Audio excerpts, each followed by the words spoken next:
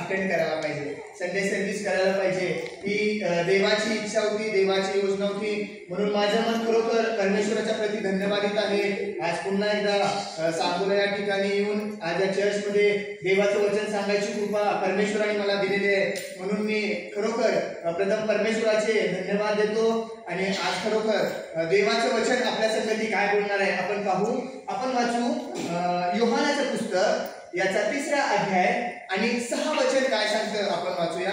ज्या कोणाला मिळालं त्यांनी वचन वाचू शकता. योहान शुभवर्तमान याचा 3रा अध्याय आणि 6 वचन काय सांगतं बघा. योहान शुभवर्तमान याचा 3रा अध्याय आणि वचन 6. ज्या कोणाला मिळालं त्यांनी वाचा. योहानाचं पुस्तक 3रा अध्याय 6 वचन वाचा ताई. देहापासून जन्मलेले देहापासून जन्मलेले देह आहे, देहापासून जन्मलेले देह आहे आणि आत्म्यापासून जन्मलेले आत्मा आहे. आणि आत्म्यापासून जन्मलेले कोण आहे? आत्मा आहे. आता आज आपण या वचनावरती थोडं मनन करूया की देवाचं वचन आज आपल्या संगती या वचनाच्या द्वारे काय बोलत आहे. देवाचं वचन इथं प्रभू येशू ख्रिस्त काय सांगत आहे आपल्याला की देहापासून जन्मलेले कोण आहे? दैहिक आहे. पण जे आत्म्यापासून जन्मलेले आहेत ते कोण आहे? आत्मिक आहे. तर या जगामध्ये चालत असताना आपल्याला 2 प्रकारचे लोक पाहायला मिळतील. किती प्रकारचे? 2. कुठल्या 2 प्रकारचे? एक दैहिक आणि एक आत्मिक. या जगामध्ये 2 टाईपचे लोक आहेत. किती टाईपचे? 2 टाईपचे. एक टाईपचे लोक कोणते आहेत? जे दैहिक आहेत आणि दुसऱ्या टाईपचे लोक कुठले? आत्मिक आहेत. तर आज आपण देवाचं वचन ऐकलेलं आहे. देवाचं वचन ऐकून देवाच्या वचनावरती आपण विश्वास ठेवलेला आहे आणि देवाच्या वचनावरती विश्वास ठेवून आपण काय केलेलं आहे? तारण प्राप्त केलेलं आहे. आपण तारण प्राप्त केलेले लोक आहेत. म्हणून आज आपण कुठले लोक आहेत? कुठल्या लोकांमध्ये आपली गणना होती? आत्मिक लोकांमध्ये गणना होती. परंतु ज्या लोकांनी तारण प्राप्त केले नाही, ज्या लोकांनी अजून तारणाची सुवार्ता ऐकली नाही, ज्या लोकांचा अजून उद्धार झालेला नाही, ते लोक कोण आहेत? ते लोक दैहिक आहेत. पण आपण धन्यवादी लोक आहे. देवाने आपल्याला तारणाची कृपा दिलेली आहे. देवाने आपल्याला तारणाचं वचन दिलेलं आहे आणि या तारणाच्या वचनाच्या द्वारे आपण तारण प्राप्त केलेलं आहे. म्हणून आज आपण कोण आहे? आत्मिक आहे. तर आज या जगामध्ये चालत असताना 2 टाईपचे लोक, जसं की मी तुम्हाला सांगितलं, एक दैहिक एक आत्मिक. तर आज आपण पाहू की दैहिक म्हणजे काय आहे, दैहिक लोक म्हणजे काय आहे. जर आपण बघितलं बायबलमध्ये दैहिक कुणाला म्हटलेलं आहे वाचू आपण. रोमकराचं पत्र याचा 4था अध्याय, रोमकराचं पत्र याचा 8वा अध्याय आणि 4 पासून जर 9 वचन वाचलं तरी त्या प्रभू येशू ख्रिस्ताने ते सांगितलेलं आहे की जे देहापासून जन्मलेले आहेत ते कोण आहे? दैहिक आहे. आणि जे आत्म्यापासून जन्मलेले आहेत ते कोण आहे? आत्मिक आहे. जर आपण आत्मिक स्वतःला म्हणत आहे आणि जर आपण आत्मिक म्हणून जर आपण आणखी देहाच्या गोष्टी करत आहे तर आपण देवाला काय करत नाही? संतोष देत नाही आपल्या जीवनाच्या द्वारे. म्हणून आपण आत्मपरीक्षण करायला पाहिजे. जर आपण तारण प्राप्त केलेलं आहे, जर आपण तारण प्राप्त केलेले लोक आहे तर आपण आत्मपरीक्षण करायला पाहिजे. काय आत्मपरीक्षण करायला पाहिजे? जर मी तारण प्राप्त केलेलं आहे तर मी आत्मिक जीवन जगत आहे का मी अजून तारण प्राप्त केल्यानंतर ना दैहिक जीवन जगत आहे? जसं प्रभू येशू ख्रिस्त काय म्हणाला, जे देहापासून जन्मलेले आहेत ते कोण आहे? दैहिक आहे. पण जे आत्म्यापासून जन्मलेले आहेत ते कोण आहे? आत्मिक आहे. आता आपण आत्म्यापासून जन्मलेले लोक आहेत. का आपण आत्म्यापासून जन्मलेले लोक आहेत? कारण आपण तारण प्राप्त केलेले आहे. आपण तारणाची सुवार्ता ऐकलेली आहे. तारणाची सुवार्ता ऐकून त्या तारणाच्या सुवार्तेवरती आपण विश्वास ठेवलेला आहे. म्हणून आपण आत्मिक आहे. जर आपण आत्मिक आहे तर आपण कुठलं जीवन जगायला पाहिजे? या जगात चालत असताना आत्मिक जीवन जगायला पाहिजे, ना की आपण कुठलं जीवन जगायला पाहिजे? दैहिक जीवन जगायला पाहिजे. का आपण दैहिक जीवन जगायला नाही पाहिजे? कारण आपण आता दैहिक नाही, आपण आत्मिक आहे. परंतु या जगामध्ये चालत असताना कधी कधी सैतान काय करतो? त्याच्या वचनाच्या द्वारे आम्हाला, त्याच्या शब्दाच्या द्वारे, त्याच्या विचाराच्या द्वारे आम्हाला चालवतो. म्हणून कधी कधी आमचं लक्ष कुठे जातं माहितीये का? या देहाकडे जातं. म्हणून काय सांगता बघा, रोमकराचं पत्र याचा 8वा अध्याय आणि 4 वचनापासून वाचू आपण. देवाचं वचन काय सांगतं बघा. रोमकराचं पत्र याचा 8वा अध्याय 4 वचन. यात उद्देश हा की यात उद्देश, हळूहळू वाचायचं, एक एक वचन आपण मनन करणार आहे. काय सांगतं देवाचं वचन? यात उद्देश हा की जे आपण देह स्वभावाप्रमाणे देह स्वभावाने नव्हे तर आत्म्याप्रमाणे चालतो. आता आपण आत्मपरीक्षण करायला पाहिजे. जर आपण माझं तारण झालेलं आहे, मी प्रभू येशू ख्रिस्तावरती विश्वास ठेवलेला आहे आणि तारण प्राप्त करून घेतलेला मी व्यक्ती आहे, तर या जगामध्ये चालत असताना आम्ही आत्मपरीक्षण करायला पाहिजे. आम्ही कुठलं जीवन जगत आहे? जर आम्ही तारण प्राप्त केलेलं आहे, जर आम्ही स्वतःला आत्मिक म्हणत आहे, तर आम्ही कुठलं जीवन जगायचंय? आत्मिक जीवनच जगायचंय. पौल इथं काय सांगतो रोमकराच्या पत्रामध्ये, रोम लोकांना काय पत्र लिहितो ना, त्या लोकांना पत्र लिहित असताना तो काय लिहितो? काय सांगतो वचन बदल वाचा? 4 वचन वाचा. यात उद्देश हा की यामध्ये उद्देश हा की जे आपण देह स्वभावाप्रमाणे नव्हे, जे आपण देह स्वभावाने नव्हे, आता आपण कुठल्या स्वभावाने नाही? देहाच्या स्वभावाने नाही, तर आत्म्याप्रमाणे चालतो. आत्म्याप्रमाणे चालतो. किती बहीण भाऊ आत्म्याप्रमाणे चालतात? बघा, जर तुम्ही हात वर केलेला आहे आणि तुम्ही सांगत आहे की मी कुणाप्रमाणे चालत आहे? आत्म्याप्रमाणे चालत आहे. जर तुम्ही आत्म्याप्रमाणे चालत आहे, तर तुमचं जीवन या जगामध्ये चालत असताना तुम्ही कसं जगायला पाहिजे? आत्मिकच जगायला पाहिजे. कसं जगायला पाहिजे? आत्मिकच जगायला पाहिजे. मग आम्ही आत्मपरीक्षण करायला पाहिजे. आम्ही म्हणतो की हा मला देवाचा आत्मा चालवत आहे, मी आत्मिक आहे, असं जर मी म्हणत आहे आणि जर मी आत्मिक गोष्टी करत नसेल, मी अजून या देहाच्या द्वारे दैहिक गोष्टी करत असेल, तर आम्ही विचार करायला पाहिजे. म्हणून पौल काय म्हणतो? जे आम्ही काय सांगतो? वाचा वचन 4 वचन. जे आपण देह स्वभावाप्रमाणे जे आपण देह स्वभावाप्रमाणे नव्हे तर आत्म्याप्रमाणे काय केलेलं आहे? चालतो. आत्म्याप्रमाणे चालतो. पुढं त्या आपणामध्ये नियमशास्त्राने लिहून दिलेले आचरण पूर्ण व्हावे. पुढं कारण जे देह स्वभावाचे आहे ते दैहिक गोष्टीकडे चित्त लावतात. बस. आता बघा, या जगामध्ये चालत असताना मी जसं की तुम्हाला सांगितलं की किती टाईपचे लोक आहेत? 2 टाईपचे. 2 प्रकारचे लोक आपल्याला पाहायला मिळतात. कुठल्या 2 प्रकारचे लोक? एक दैहिक आणि एक आत्मिक. मग हे जे दैहिक प्रमाणे लोक जीवन जगतात ना, हे दैहिक लोक काय करते? कुठं लक्ष आहे त्यांचं? कुठं लक्ष लागलेलं आहे? जगात देहाच्या गोष्टीकडे. देहाच्या गोष्टी. कुठल्या गोष्टीकडे लक्ष लागलेलं आहे? देहाच्या गोष्टीकडे लक्ष लागलेलं आहे. या देहाच्या गोष्टीकडे त्यांचं जास्त फोकस आहे. या देहाच्या गोष्टीकडे त्यांचं लक्ष लागलेलं आहे. मग या देहाच्या गोष्टीकडे ज्यावेळेस आम्ही लक्ष लावतो, तर काय होतं माहिती आहे का? आमचं काय होतं?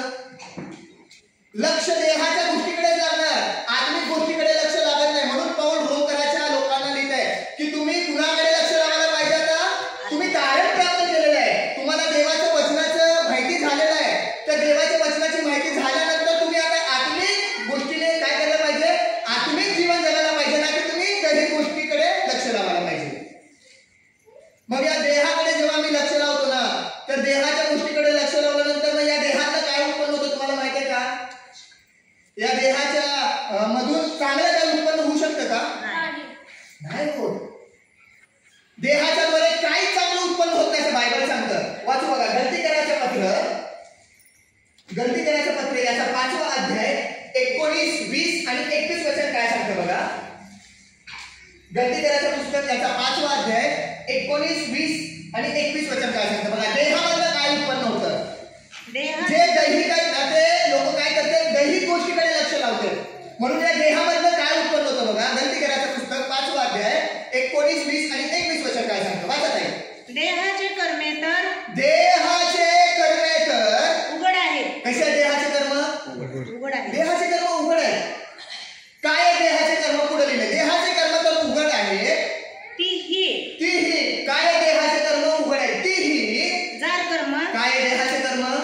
जार कर्म, अशुद्धपणा, कामातुरपणा, मूर्तिपूजा, चेटके, वैर, कलह, मत्सर, राग, तटफुटी, पक्षभेद, हेवा, दारूबाजी, रंगेलपणा आणि अशा इतर गोष्टी कशामध्ये? देहात आहेत. आत्म्यामध्ये आहेत का? नाही. आत्म्यामध्ये आहेत का? या सर्व गोष्टी कशामध्ये आहेत?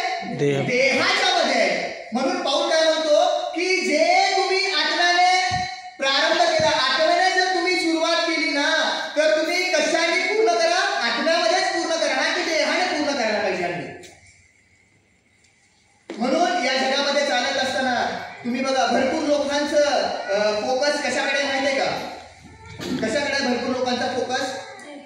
देहाकडे लागलेला आहे, देहाकडे लागलेला आहे, देहाच्या गोष्टीकडे भरपूर लोकांचा काय आहे, फोकस म्हणजे लक्ष तिथं लागलेलं आहे. परंतु जर तुम्ही बायबल वाचाल ना, बायबलमध्ये सगळ्यात मोठा फोकस परमेश्वराच्या कुणाकडे माहितीये का? आत्म्याकडे. आमेन. मनुष्याच्या आत्म्याकडे त्याचं लक्ष लागलेलं आहे. म्हणून जसं की मी योहानाचं पुस्तक 3 अध्याय 17 वचन तुम्हाला सांगितलेलं आहे की काय सांगितलेलं आहे योहानाचं पुस्तक 3 अध्याय 17 वचनामध्ये की परमेश्वराने त्याच्या पुत्राला याच्यासाठी पाठवलं की जगाचा न्याय निवाडा नाही तर त्याच्याद्वारे जगाचं काय व्हायला पाहिजे, तारण व्हायला पाहिजे. प्रभू येशूच्या द्वारे आमचं काय व्हायला पाहिजे, तारण व्हायला पाहिजे. म्हणून प्रभू येशू ख्रिस्त या जगामध्ये आला होता 2025 वर्षापूर्वी. मग जर आम्ही देही काय तर आम्ही पण कुठं लक्ष लावणार, देहाकडे लावणार. पण जर आम्ही आत्मिक आहे तर आमचं लक्ष कुठं असायला पाहिजे, आत्म्याकडे लागायला पाहिजे. जे आमच्या चर्च मध्ये लोक येत आहेत, जे आमच्या मंडळीमध्ये लोक येत आहेत, त्यांच्या आत्म्याकडे आमचं काय असायला पाहिजे, फोकस असायला पाहिजे. त्यांच्या आत्म्याकडे आमचं लक्ष लागायला पाहिजे. तो येणारा माझ्या चर्च मधला भाऊ, तो येणारी चर्च मधली माझी बहीण तारण प्राप्त केलेला आहे की नाही, त्यांच्या आत्म्याचा उद्धार झालेला आहे की नाही, याच्याकडे आमचं काय असायला पाहिजे, लक्ष असायला पाहिजे. म्हणून आम्ही देहाकडे काय नसायला पाहिजे, लक्ष नाही लावायला पाहिजे. का लक्ष लावायला नाही पाहिजे, कारण आम्ही कोण आहे आता, आम्ही आत्मिक आहे. जर आम्ही आत्मिक आहे तर आमचं लक्ष आमच्या आत्म्याकडे लागायला पाहिजे आणि जे लोक येत आहेत त्यांच्या आत्म्याकडे आमचं लक्ष लागायला पाहिजे. जसं परमेश्वराचं लक्ष कुणाकडे होतं, प्रत्येक मनुष्य जातीच्या लोकांकडे होतं. प्रत्येक लोकांचा नाश होऊ नये असं त्याला वाटलं नाही, कुठल्याच लोकांचा नाश नाही व्हायला पाहिजे असं परमेश्वराची इच्छा होती. म्हणून त्यांनी त्याच्या पुत्राला दिला. म्हणून या जगामध्ये चालत असताना आम्ही तारण प्राप्त केलेले लोक आहे, आम्ही आत्मिक लोक आहे. जर आम्ही आत्मिक स्वतःला म्हणतो तर आम्ही कुणाकडे लक्ष लावायला पाहिजे, आत्म्याकडे, ना की आम्ही देहाकडे लक्ष लावायला पाहिजे. पुढचं एक वचन काय सांगतं बघा. जर करंथीकराचं पहिलं पत्र याचा 3रा अध्याय आणि 1 वचन जर तुम्ही वाचाल ना तर तुम्हाला पाहायला मिळतं. करंथीकराचं पहिलं पत्र याचा 3रा अध्यायाचं 1 वचन वाचा. करंथीकराचे पहिले पत्र 3रा अध्यायाचं 1 वचन. ज्या कोणाला मिळालं त्यांनी वाचा. 1 करंथी 3 अध्याय आणि 1 वचन. बंधुजन हो जसे आत्म्याने बंधुजन हो जसे आत्मिक माणसाबरोबर जसे आत्मिक माणसाबरोबर बोलावे, जसे आत्मिक माणसाबरोबर बोलावे तसे तुम्हाबरोबर मला बोलता आले नाही तर जसे मी वाचतो. बंधुजन हो जसे आध्यात्मिक माणसाबरोबर बोलावे तसे तुमच्या बरोबर मला बोलता आले नाही तर जसे दैहिकाबरोबर, जसे ख्रिस्तातील बालकाबरोबर तसे मला बोलावे लागत आहे. आता पाहू काय म्हणत आहे, जसं दैहिक लोक आहेत ना तसं मला तुम्हाला काय व्हायला पाहिजे, बोलायला यायला पाहिजे. का बोलायला यायला पाहिजे, कारण तुम्ही कशाने सुरुवात करायला करंथी लोकांना तो काय म्हणत आहे की आता तुम्ही दैहिक नाही, तुम्ही पण कोण आहे आता, आत्मिक आहे. म्हणून बोलणं गरजेचं आहे. जोपर्यंत आम्ही बोलत नाही, जोपर्यंत देवाचा सेवक बोलत नाही, जोपर्यंत देवाचा सेवक समजून सांगत नाही की तुम्ही दैहिक आहे का आत्मिक आहे, तोपर्यंत तुम्हाला काय करणार नाही, समजणार नाही. म्हणून पुढचं वचन पण काय सांगतं बघा. जर करंथीकराचं 2रे पत्र याचा 10वा अध्याय, करंथीकराचं 2रे पत्र याचा 10वा अध्याय आणि 2 वचन वाचतो बघा मी. माझे मागणे असे आहे, आम्ही देह स्वभावाने चालणारे आहोत असे कित्येक लोक मानतात. असे लोक माझ्या समोर आल्यावर त्यांच्याशी कडकपणे बोलावे असे मला वाटण्याचा संभव आहे. तेव्हा कडकपणे बोलण्याचा माझ्यावर प्रसंग आणू नये म्हणून मी सांगत आहे म्हणते पाऊल. आता मला बोलणं पण गरजेचं आहे म्हणते पाऊल. करंथीकराच्या लोकांना बोलणं पण गरजेचं आहे. का बोलणं गरजेचं आहे, कारण त्यांनी सुरुवात आत्म्याने केलेली आहे आणि आता त्यांचं लक्ष आत्म्याकडनं फिरून कुठं लागलेलं आहे, देहाकडे. म्हणून या जगामध्ये चालत असताना आम्ही जे आत्म्याने सुरुवात केलेली आहे, आम्ही तारण प्राप्त केल्यानंतर जो देवाने पवित्र आत्मा आम्हाला जो दिलेला आहे ना, त्या आत्म्याच्या द्वारे आम्ही काय करायला पाहिजे, या जगामध्ये चालत असताना जीवन जगायला पाहिजे, नाही की आम्ही देहाच्या द्वारे जीवन जगायला पाहिजे. म्हणून पुढे देवाचं वचन काय सांगतं बघा. जर आणखी एक वचन वाचलं ते करंथीकराचं पुस्तक याचा 3रा अध्यायाचं, करंथीकराचं पुस्तक याचा 3रा अध्याय आणि 3 वचन काय सांगतं बघा. 3 मधलं 3 का? हा 3 मधलं 3 वाचा ताई. 3चं 3. तुम्ही इतके बुद्धिमान आहात काय? तुम्ही इतके बुद्धिहीन आहात काय? तुम्ही आत्म्याने प्रारंभ आता केला. गलती करायच्या लोकांना पाहून काय म्हणत आहे? अहो निर्बुद्ध गलती करांनो, तुम्ही इतके निर्बुद्ध आहात काय? जे तुम्ही आत्म्याने प्रारंभ केला. आता देह स्वभावाने आता देहाच्या स्वभावाने पूर्णत्व मिळवून पाहता काय? आता आम्ही सुरुवात कशाने केलेली आहे? आत्म्याने केलेली आहे. जर आम्ही आत्म्याने सुरुवात केली तर या जगामध्ये चालत असताना आम्ही मरूपर्यंत कशाने एंड व्हायला पाहिजे? आमच्या आत्म्यानेच एंड व्हायला पाहिजे. आम्ही देवाची सुरुवात, देवाचं वचन, देवाचं कार्य कशाच्याद्वारे चालू केलेलं आहे? आत्म्याच्याद्वारे चालू केलेलं आहे. मग आत्म्याच्याद्वारे आम्ही काय करायला पाहिजे? आमचं शेवट व्हायला पाहिजे. जर आम्ही आत्म्याने चालू केलो आणि आम्ही शेवट जर देहाच्याद्वारे करत आहे तर त्याचा काय लाभ आहे का? नाही पण लाभ नाही. म्हणून या जगात चालत असताना आम्ही जर तारण प्राप्त केलेलं तर आम्ही आमचे जीवन कसे जगायला पाहिजे?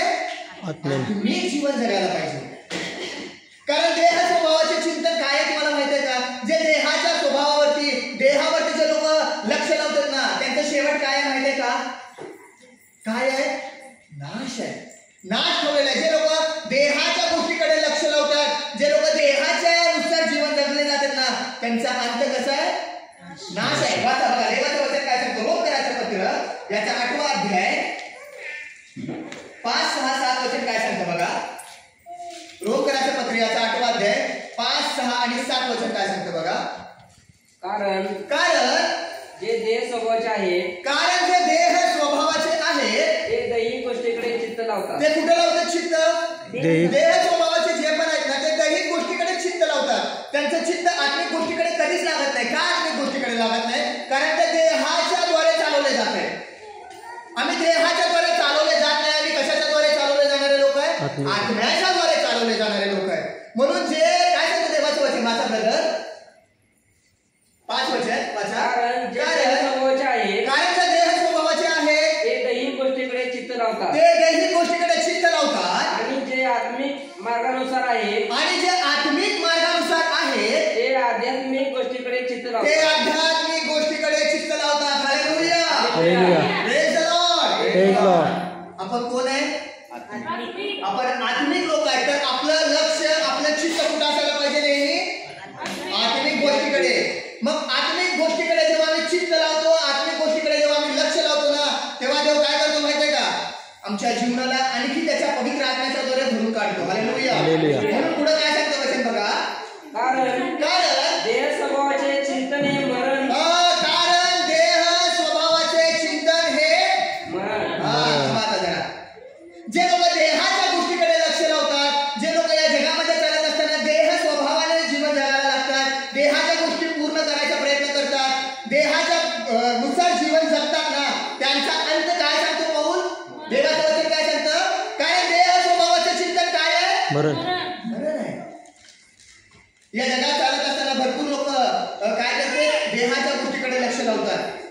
परंतु जर देहाच्या गोष्टीकडे आम्ही लक्ष लावलं ना, तर आमचा शेवटी अंत काय आहे? मरण आहे. पण जर आम्ही देह स्वभावाने जीवन न जगता जर आम्ही आत्म्याच्या द्वारे जीवन जगणार तर देवाचं वचन काय सांगतं? कारण देह स्वभावाचे चिंतन काय आहे? मरण आहे. पण आत्म्याचे चिंतन हे जीवन आणि शांती आहे. हालेलुया. Praise the Lord. आत्म्याचं चिंतन काय आहे? जीवन शांती. आत्म्याचं चिंतन हे जीवन आणि शांती आहे. म्हणून या जगात चालत असताना आम्ही तारण प्राप्त केल्यानंतर आम्ही कुठलं जीवन जगायला पाहिजे? आत्मिक जीवन. आता आपण पाहिलं दैहिक जीवन. दैहिक जीवन म्हणजे काय? या देहातून निघणाऱ्या वाईट गोष्टी आहेत. या देहाच्या द्वारे जे लोक जीवन जगतात त्यांचा रिझल्ट लास्टला काय येतो? मरण येतो. पण आपण कुठले लोक आहेत? आत्मिक लोक आहेत. मग आपण कुठलं जीवन जगायला पाहिजे? आत्मिक जीवन जगायला पाहिजे. कुठलं जीवन? आत्मिक जीवन. जेव्हा मी या जगामध्ये चालत असताना आत्मिक जीवन जगतो ना, देव काय करतो माहितीये का मला? काय करतो? नंबर 1 सुवार्तेचं ओझं देतो. हालेलुया. कुठलं वजन देतो? सुवार्तेचं. काय करायचं मला इथे येऊन तुम्हाला वचन सांगायची? माझं पण चर्च आहे ना, माझं चर्च सोलापूरमध्ये आहे, तिथं पण सर्व्हिस आहे, मी तिथं पण उपदेश देऊ शकतो आजच्या दिवसामध्ये. पण का देवाने मला इथं आणलं? का आणलं? कारण देवाने ते ओझं दिलेलं आहे. जेव्हा आम्ही आत्मिक गोष्टीकडे फोकस करतो, जेव्हा आम्ही आत्मिक गोष्टीकडे लक्ष लावतो ना, तेव्हा देव आम्हाला पहिलं काय देतो माहितीये का? पहिलं काम काय करतो की तू जाऊन तारणाची सुवार्ता सांग. मग तारणाची सुवार्ता जेव्हा आम्ही सांगतो ना, मग देवाच्या दिलेला पवित्र आत्मा तारण प्राप्त केल्यानंतर ना आमच्याकडे येतो आणि मग त्या आत्म्याच्या द्वारे कुठल्या गोष्टीकडे लक्ष लावायला लावतो? आत्मिक गोष्टीकडे लक्ष लावतो. ना की आम्ही आत्मा प्राप्त केल्यानंतर, पवित्र आत्मा प्राप्त केल्यानंतर दैहिक गोष्टीकडे लक्ष लावतो. म्हणून या जगात चालत असताना आम्ही कुठलं जीवन जगायला पाहिजे? आत्मिक जीवन जगायला पाहिजे. पुढे काय सांगतं बघा, मग आत्मिक जीवन आम्ही कसं जगणार? काय सांगतं वचन 5 ओंकाराचं पत्र 5 अध्यायाचं 8 वचन. आत्मिक जीवन म्हणजे काय बघा, या जगात चालत असताना जर आम्ही तारण प्राप्त केलेलं आहे तर आपण दैहिक जीवन नाही तर आत्मिक जीवन जगायला पाहिजे. त्याला बायबलमध्ये आत्मिक जीवन म्हटलं. मग काय सांगतं बघा, ओंकाराचं पत्र याचं 8 अध्यायाचं 5 आणि 6 वचन काय सांगतं बघा. 5 रोमकराचं पत्र 8 अध्यायाचं 5 आणि 6 वचन वाचू आपण. कारण जे देह स्वभावाचे आहे, कारण जे देह स्वभावाचे आहे ते दैहिक गोष्टीकडे चित्त ते लावतात दैहिक गोष्टीकडे चित्त लावतात आणि जे आध्यात्मिक मार्गानुसार आहे, आणि जे आध्यात्मिक, जे आत्मिक मार्गानुसार आहे, जे आत्मिक लोक आहेत, जे आत्मिक लोक जीवन जगतात ते आध्यात्मिक गोष्टीकडे चित्त लावतात. त्यांचं लक्ष कुठे लागलेलं असते? आध्यात्मिक आत्मिक गोष्टीकडे. जसं देवाचा पवित्र आत्मा त्यांच्याकडे येतो ना, मग त्या आत्म्याच्या द्वारे ते आत्मिक गोष्टी मिळवण्याचा प्रयत्न करतात. त्यांचा फोकस आत्म्याकडेच लागलेला असतो. जसं की मी तुम्हाला सांगितलं की भरपूर लोक आमच्या चर्चमध्ये येतात, भरपूर लोक चर्चमध्ये येतात, चर्चमध्ये येतात, दुःखामध्ये असतात, कष्टामध्ये असतात, आजारामध्ये असतात, भरपूर समस्यामध्ये गुरफडलेले असतात आणि त्यावेळेस ते लोक येते आणि आल्यानंतर त्यांनी सांगते, पास्टर आमच्यासाठी प्रार्थना करा, आमच्यासाठी तुम्ही हे करा, माझ्या शरीरामध्ये हा आजार आहे, माझ्या मार्गामध्ये हे संकट आहे, मी या प्रॉब्लेम्स मध्ये आहे. मग आम्ही काय करतो? प्रार्थना करतो. परंतु माझं लक्ष ते आजारातनं कसं मुक्त होतं त्याच्याकडे लागलेलं नसतं, ते संकटामधनं कसं सोडवलं जातील याच्याकडे माझं लक्ष लागलेलं नाही आहे. काय प्रॉब्लेम त्यांच्याकडे आलाय याच्याकडे माझं लक्ष लागलेलं नसतं. माझं लक्ष कशाकडे लागलेलं असतं माहितीये का? त्याच्या आत्म्याकडे. तो चर्चमध्ये आलाय, कशासाठी आलाय? त्यांनी संकटामध्ये आहे म्हणून चर्चमध्ये आलेला आहे. उगाच आलाय का चर्चमध्ये? जर तुम्ही बायबल वाचाल ना, बायबल वाचत असताना जे पण लोक प्रभू येशू ख्रिस्ताच्या जवळ आले ना, जेवढा पण लोक प्रभू येशू ख्रिस्ताकडे आले, देवाने त्यांना त्यांच्या आजारामधलं तर बरं केलेलंच आहे, आजारातनं बरं करून त्यांना तसं सोडवलं नाही तर त्यांच्या जीवनामध्ये त्यांनी तारणाचा विश्वास दिलेला आहे आणि ती सेवा आम्ही करतो. हालेलुया. म्हणून माझा फोकस कुठे लागलेला असते? त्याच्या आत्म्याकडे. त्याच्या आत्म्याचा उद्धार झालेला आहे का नाही? मी देवाला धन्यवाद देतो. का धन्यवाद देतो माहितीये का? देवा बरं झालं तू त्याच्या जीवनामध्ये काय दिलेलं आहे? आजार दिलेला आहे. बरं झालं तू त्याला संकटामध्ये टाकलेलं आहे. बरं झालं तू त्याला प्रॉब्लेम्स मध्ये टाकलेलं आहे. का सांगा बरं? कारण त्याच्यामुळे तो कुठं आलेला आहे? देवाच्या घरात आलेला आहे आणि देवाच्या घरात आल्यानंतर ना देवाने त्याचे सेवक तिथे ठेवलेले आहेत. त्या सेवकाच्या द्वारे देव त्यांचे काय करत आहे? तारण करत आहे. देव त्यांच्या जीवनामध्ये तारणाचा विश्वास देत आहे. म्हणून देवाला मी धन्यवाद देतो. काय धन्यवाद देतो माहितीये का? थँक्यू जीसस की तू त्यांच्या जीवनामध्ये काय दिलेलं आहे? आजार दिलेला आहे. बघा जर आजार त्यांच्या जीवनामध्ये मिळाला नाही आणि ते लोक जर देवाच्या घरामध्ये आले नाही, तारणाची सुवार्ता ते लोक ऐकले नाही आणि ते लोक मेले तर कुठं जाणार? पण त्यांच्या जीवनामध्ये आजार आला. आजार आल्यानंतर ते चर्चमध्ये आले आणि देवाचं वचन त्यांनी ऐकलं आणि वचन ऐकल्यानंतर देवाने त्यांना त्यांच्या आजारामधनं तर बरं केले आणि आजारातनं बरं केल्यानंतर त्यांना काय दिली? तारणाची कृपा त्यांना दिली, तारणाचं वचन ऐकायची संधी त्यांना दिली आणि ते लोक तारण प्राप्त केले आणि मग नंतर परत ते लोक गेले आणि गेले. कुठं जाणार ते? म्हणून जे आत्मिक आहेत ना त्यांचं लक्ष कुठं असतं? आत्म्याकडे लागलेलं असतं की कसं तो आत्मा वाचवला जाईल. बायबल तुम्ही वाचा. बायबल जर तुम्ही वाचाल ना, बायबल वाचत असताना परमेश्वराचा पण मेन फोकस, परमेश्वराचा मेन उद्देश काय आहे की प्रत्येक मनुष्य जातीच्या आत्म्याचा काय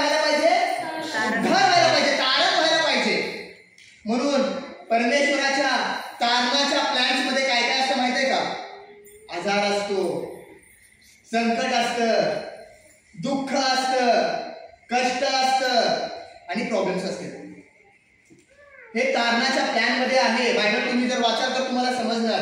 ज्यावेळेस हिजकिया आजारी पडला ना, हिजकियाच्या जीवनामध्ये एक आजार आला. हिजकिया भरपूर वर्ष जीवन जगला, भरपूर प्रॉपर्टी त्यांनी कमवला, सर्व गोष्टी त्यांनी कमवला, पण तारण प्राप्त केला नव्हता. पण ज्यावेळेस हिजकियाच्या जीवनामध्ये आजार आला आणि तो आजार असा आला की तो आजार त्याला मरावयास घेऊन गेला. आणि त्या आजारामध्ये हिजकियाला कळालं. जर तुम्ही यशायाचं पुस्तक 38 अध्यायाचं 17 वचन वाचाल तर हिजकिया ज्यावेळेस दुसऱ्या वेळेस प्रार्थना करतो त्याने लेख लिहितो आणि त्या लेखमध्ये म्हणतो की जी पीडा जो आजार मला झालेला आहे तो माझ्या बऱ्यासाठी आहे का? कारण त्या आजाराच्या द्वारे देवा तू माझा जीव काय केलेला आहे? उद्धारलाय, काढलाय म्हणते त्यांनी. म्हणजे याचा अर्थ काय आहे की देव कधी कधी आम्हाला आजार देतो आणि त्या आजाराच्या द्वारे दाखवतो की हा आजार तुझ्या बऱ्यासाठी आहे. का बऱ्यासाठी आहे? कारण या आजाराच्या द्वारे तुझं काय व्हायला पाहिजे? जर आजार हिजकियाला आला नसता आणि हिजकिया जर तारण प्राप्त न करता मेला असता तर कुठे गेला असता? गेला असता. म्हणून या जगामध्ये चालत असताना आम्ही पण जीवन कसं जगायला पाहिजे? आत्मिक. काय सांगतात रोमकरांचं पत्र 5:8 अध्यायाचं 5, 6, 7 वचन वाचू आपण. कारण जे देह स्वभावाचे आहे, कारण जे देह स्वभावाचे आहे ते दैहिक गोष्टीकडे चित्त लावतात. कारण जे देह स्वभावाचे आहेत ते कुठे लक्ष लावतात? दैहिक गोष्टीकडे. मी कधीच दैहिक गोष्टीकडे लक्ष लावत नाही. माझ्याकडे येणारे जेवढे पण लोक आहेत ना त्यांच्याकडे मी विशेषतः त्यांच्या देहाकडे लक्ष लावत नाही, तर त्यांच्या आत्म्याकडे लक्ष लावतो की त्यांचा आत्मा कसं तारण प्राप्त करायला पाहिजे. आजारामध्ये ते माझ्याकडे आलेले असतात. प्रार्थना केल्यानंतर येशूच्या नावात तेवढं सामर्थ्य आहे, आजार निघून जातो. पण माझा मेन फोकस कुठं असतो? आत्म्याकडे. म्हणून काय सांगतो वचन पुढं? आणि जे आध्यात्मिक मार्गानुसार आहे, आणि जे आध्यात्मिक मार्गानुसार आहे ते आध्यात्मिक गोष्टीकडे चित्त ते लावतात. आध्यात्मिक गोष्टीकडे काय करतात? चित्त लावतात. आता आम्ही पण कुठं लक्ष लावायला पाहिजे या जगात चालत असताना? आत्मिक दैहिक गोष्टीकडे लक्ष न लावता आजपासून आम्ही कुठं लक्ष लावायला पाहिजे? आध्यात्मिक गोष्टीकडे लक्ष लावायला पाहिजे. कसं? मी या गावामध्ये जे लोक अजून सुवार्ता ऐकले नाहीत, ज्या लोकांना तारणाची सुवार्ता कळाली नाही, कसं मी जाऊन त्यांना सुवार्ता सांगायला पाहिजे, कसं त्या लोकांचं तारण व्हायला पाहिजे, कसं ते लोक आत्मिक व्हायला पाहिजे, याच्याकडे आमचं काय असायला पाहिजे? आता लक्ष. वाचा पुढं काय सांगितलं देवाचं वचन? कारण देह स्वभावाचे चिंतन हे मरण, कारण देह स्वभावाचे चिंतन हे मरण, पण आत्म्याचे चिंतन हे जीवन व शांती आहे. पण आत्म्याचे चिंतन हे जीवन आणि शांती आहे. हालेलुया. वाचा पुढं काय सांगतं? कारण देह स्वभावाचे चिंतन हे, कारण देह स्वभावाचे चिंतन हे देवाबरोबर वैर आहे. कारण देह स्वभावाचे चिंतन कुणाबरोबर वैर आहे? देवाबरोबर. जर आम्ही या जगामध्ये चालत असताना दैहिक जीवन जगायला लागलो, देहाच्या मार्गावर पळायला लागलो, देहाच्या गोष्टीच्या मार्गावर पळायला लागलो, तर आम्ही कुणाचा वैरी होतो? मग जर आम्ही देवाचा वैरी झालो तर या जगामध्ये आम्ही आशीर्वादी जीवन जगू शकतो का? तुम्ही किती पण काय पण प्रयत्न करा, जर तुमचा वैरी परमेश्वर झाला तर तुम्हाला काही पण मिळणार नाही. म्हणून आत्मपरीक्षण करायला पाहिजे. या जगामध्ये चालत असताना जर आम्ही दैहिक गोष्टीकडे, देहाच्या गोष्टीनुसार आम्ही जीवन जगायला लागलो तर आम्ही कुणाच्या वैरी होतो? देवाच्या. पुन्हा एकदा वचन काय सांगतं? कारण देह स्वभावाचे चिंतन हे देवाबरोबर वैर आहे. कारण देह स्वभावाचे चिंतन हे देवाबरोबर वैर आहे. ते देवाच्या नियमशास्त्राच्या अधीन नाही, ते देवाच्या नियमशास्त्राच्या अधीन नाही, आणि त्याला तसे होता येत नाही. आणि त्याला तसे होता पण येत नाही. मग आम्ही कोणा आता आत्मिक आहे. मग आम्ही जर आत्मिक आहे ना तर ऑटोमॅटिकली आमच्या जीवनामधलं पण काय निर्माण होतं? आत्मिक गोष्टी निर्माण होते. जसं देहाच्या नुसार जीवन लोक जगतात, त्या देहाच्या गोष्टी काय आहेत म्हटले बायबलमध्ये? गलती. आता येऊ आपण गलती करायचं पुस्तक याचा 5वा अध्याय आणि 19, 20 आणि 21 वचनामध्ये दैहिक गोष्टी निघते. जे लोक देहानुसार जीवन जगतात त्यांच्यामधलं कुठल्या गोष्टी निघतात? दैहिक गोष्टी निघतात. असं गलती करायचं पुस्तक 5वा अध्यायाच्या 19 वचनामध्ये लिहिलंय. पण आता आपण आत्मिक नुसार जर जीवन जगणार तर आपल्या आत्म्यामधलं काय निघते बघा. गलती करायच्या पुस्तकाचा 5वा अध्याय आणि 22 वचनापासून वाचतो. आता आपण आत्मिक गोष्टीकडे लक्ष लावत आहे ना. आपण आत्मिक गोष्टीकडे जर लक्ष लावत आहे तर आपल्या या पवित्र आत्म्यामधलं काय निघते बघा. काय सांगतं गलती करायचं पुस्तक याचा 5वा अध्याय आणि 22 वचन.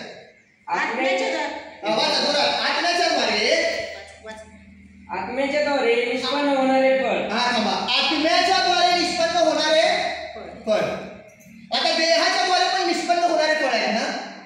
जसं गलतीकराचं पुस्तक 5 अध्यायाच्या 19-20-21 वचनामध्ये लिहिलेलं आहे.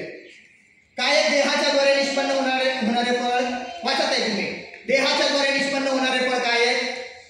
19. देहाची कर्मे तर उघड हा, आहे. देहाची कर्मे, देहाचे फळ तर उघड आहे. तीही जात कर्म, जाळ कर्म, अशुद्धपणा, अशुद्धपणा, कामतुरपणा, कामातुरपणा,